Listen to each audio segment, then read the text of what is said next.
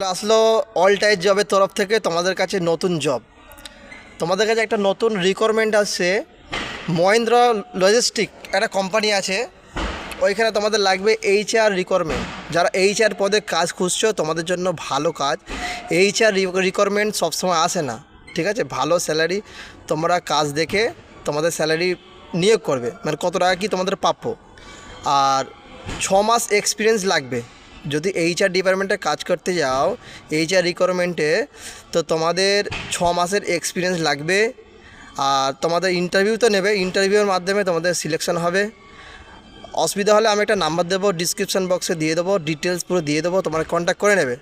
আর কাজে যখন যাবে তোমরা ভালো করে ডিটেলস জেনে নেবে, স্যালারি জেনে নেবে, কীভাবে কী কাজ করতে হবে জেনে নেবে। কারণ আমি এখানে ফ্রিতে জব প্রোভাইড করি, ঠিক আছে? জেনুইন কাজ। আর কাজে যাওয়ার আগে সব ভালো করে জিজ্ঞাসা করে করবে, টাকা পয়সা লেনদেন সব বুঝে নেবে, এতে কোনো আমার দায়িত্ব নেই, ঠিক আছে?